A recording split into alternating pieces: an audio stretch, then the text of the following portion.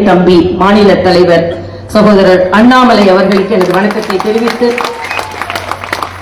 எப்படி மாநிலத்தில் நம் கட்சியை பெருமைமிகு கட்சியாக முன்னெடுத்து செல்கிறாரோ அண்ணாமலை அவர்கள், அதே போல சட்டமன்றத்தில் நமது கட்சியை பெருமைமிகு கட்சியாக முன்னெடுத்து சென்று கொண்டிருக்கின்ற அருமை சகோதரர் நயினார் நாகேந்திரன் அவர்களுக்கும், எனக்கு முன்னால் பேசியது மட்டுமல்லாமல் எனக்கு நினைவிருக்கிறது, ஒரு முறை மரியாதைக்குரிய அத்வானி அவர்கள் தமிழகத்திற்கு வருகிறார்கள்.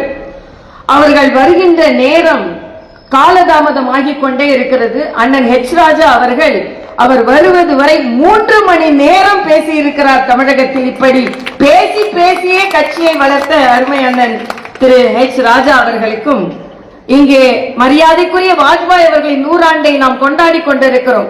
அடுத்த ஆண்டு தமிழக பாரதிய ஜனதா கட்சி ஒரு தலைவரின் 100 ஆண்டை கொண்டாட போகிறது.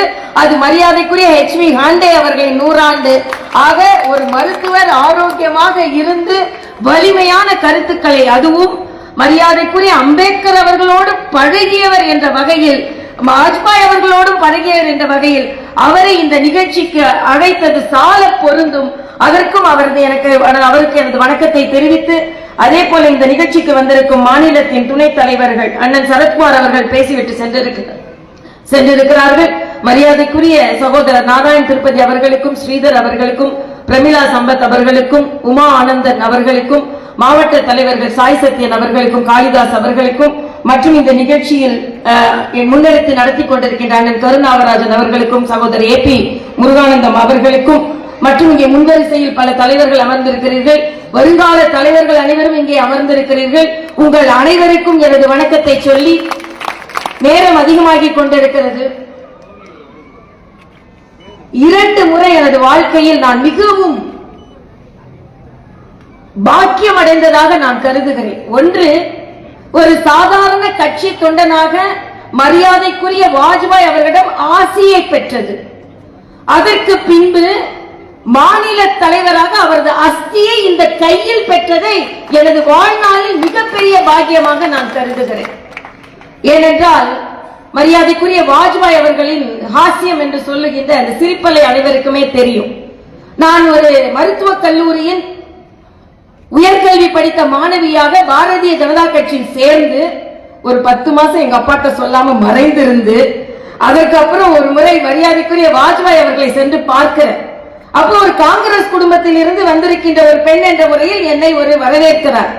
அப்பொழுது நான் சொல்கிறேன், நான் உங்கள் முகத்தில் காமராஜரை பார்க்கிறேன் என்று சொல்கிறேன். உடனே அவர் சிரித்துக் கொண்டு சொல்கிறார், இப்போதான் திருநாவுக்கரசு வந்துட்டு போனாரு, அவர் என் முகத்தில் எம்ஜிஆரை பார்க்கிறேன் என்று சொன்னார். நீ என் முகத்திலே காமராஜர் பார்க்கிறேன், ஒரு தினம் தமிழ்நாட்டில் என் முஞ்ச பார்க்கவே மாட்டீங்களா? அந்த அளவிற்கு ஒரு எளிய தொண்டராக இருந்தாலும் தனது கவிதை நயத்தோடு பேசக்கூடிய ஒரு தலைவர். ஆக அப்படிப்பட்ட ஒரு இளம் மாணவியாக சென்று அங்கே ஆசி வாங்கிய அந்த சாதாரண தொண்டன், இன்னும் நான் சொல்கிறேன், இந்த கட்சியில் தான் ஒரு சாதாரண தொண்டனாக என்னை இணைத்துக் கொண்டு, அதற்கு பின்பு வாரிசு அரசியல் இல்லாமல், நான் சொல்வேன், நான் வாரிசு இல்லாத வாரிசு, ஒரு கட்சியில் தொண்டனாக இணைந்து மாநில தலைவராக உயர முடியும் என்றால் அது பாரதிய ஜனதா கட்சியில் மட்டும்தான் என்பதை என்னால் உறுதியாக சொல்ல முடியும்.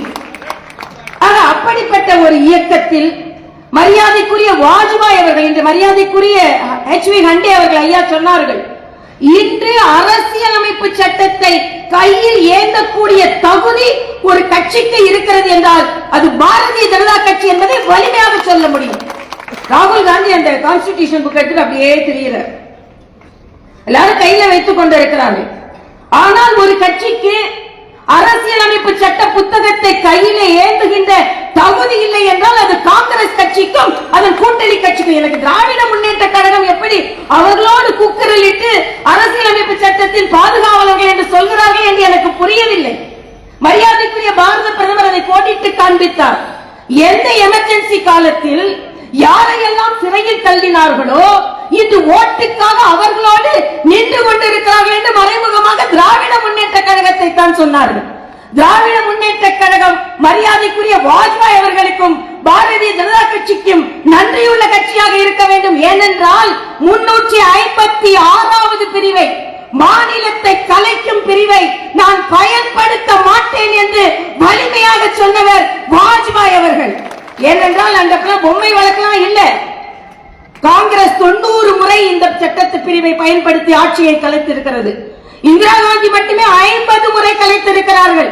பின்பு எப்படி நீங்கள் இந்த அரசியலமைப்பு சட்டத்தை கையில் ஏந்த முடியும் என்று காங்கிரஸ்காரர்களை பற்றி கேட்கிறேன். இந்திய கூட்டணியை பார்த்து நான் கேட்கிறேன். அதாவது இன்றைய காலகட்டத்தில் அரசியல் என்றால் நான் ஏன் இவ்வளவு வேகமாக பேசுகிறேன் என்றால் எமர்ஜென்சி காலம் என்று அரசியலமைப்பு சட்டத்தின் ஜனநாயகத்தின் கழுத்து குரல் வரை நெரிக்கப்பட்ட போது பள்ளி மாணவியாக இருக்கிறேன். என் அம்மா நிறை மாத கர்ப்பிணி, எங்க அப்பா 10 மாதம் சிறையில் இருக்கிறார்கள். பழைய காங்கிரஸ்காரர் என்ற வகையில் பிரசவ வலி எடுக்கிறது எங்க அம்மாவுக்கு. நான் பள்ளி மாணவி, தெருவில் ஓடி சென்று ரிக்ஷாவை பிடித்து எங்க அம்மாவை கூட்டி போகிறேன். அப்பொழுது கையெழுத்து போட யாரும் இல்லை. ஏனென்றால் எங்க அப்பா கூட இருந்தவர்கள் எல்லாரும் சிறையில் இருக்கிறார்கள். ஆனால் நான் கையெழுத்து போடுகிறேன். அப்பொழுது நான் சொன்னேன், அழுது கொண்டே எங்க அம்மாவோட பிரசவத்திற்கு கன்சர்ன் கையெழுத்து போடுறேன். அழுது கொண்டே எமர்ஜென்சி காலத்தில் கையெழுத்து போட்ட ஒரு பெண்ணை பாரதிய ஜனதா கட்சி ஆளுநராக கையெழுத்து போட வைத்திருக்கிறது. அதுதான் இந்த கட்சியின் பெருமை என்று நான் சொன்னேன். எமர்ஜென்சி கொண்டு வந்து எங்க அப்பாவுக்கு மறந்திருக்கலாம், எனக்கு மறக்கல.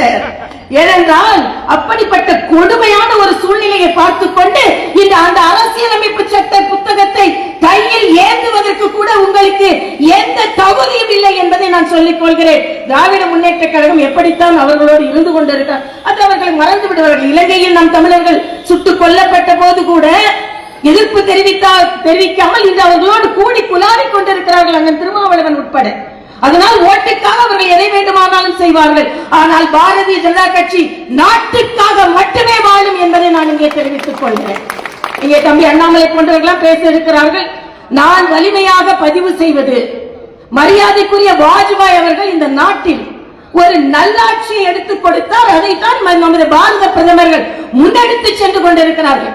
அண்ணன் ராஜா அவர்கள் சொல்லும்போது சொன்னாங்க, அன்னைக்கு கிளம்பி ஓசூருக்கு அடுத்த நாள் வந்து சேர்ந்தோன்னு. அதனாலதான் மரியாதைக்குரிய வாஜ்பாய் அவர்கள் தங்க நாற்கர சாலையை நமக்கு ஏற்படுத்தி கொடுத்தார்.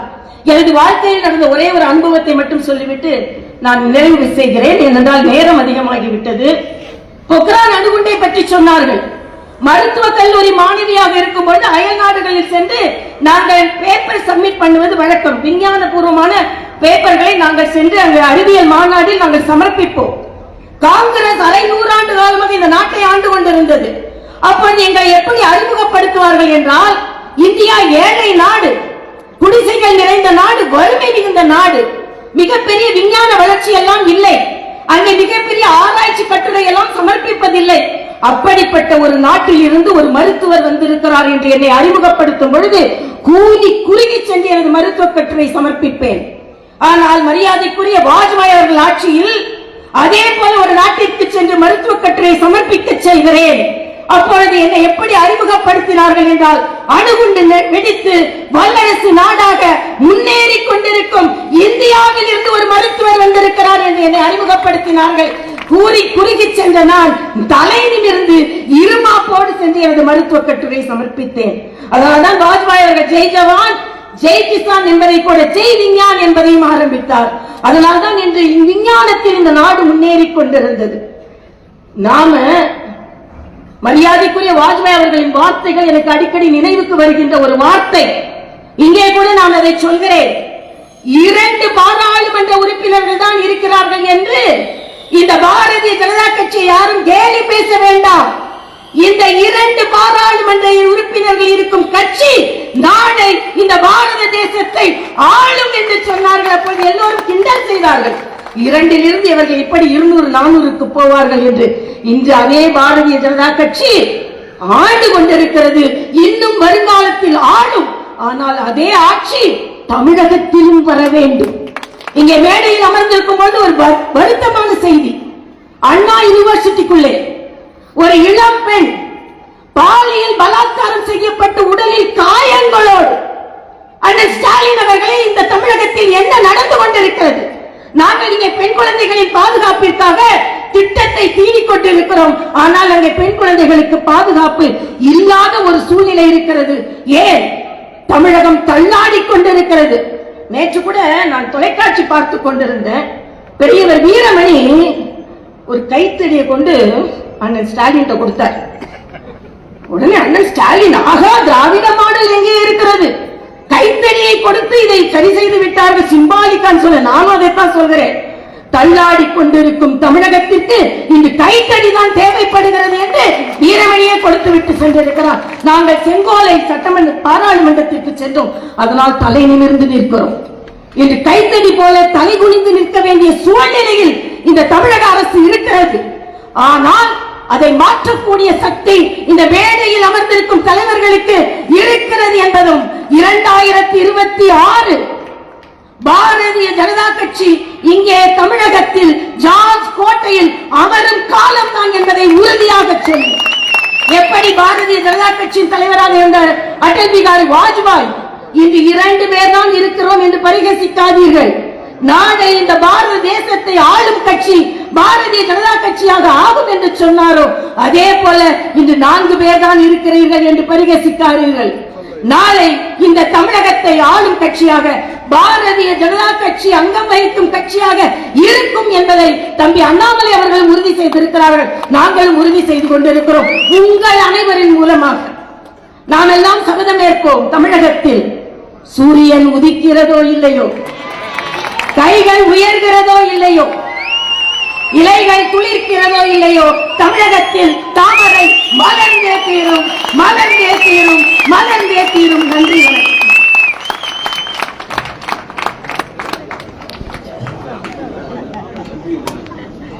இந்த நிகழ்ச்சி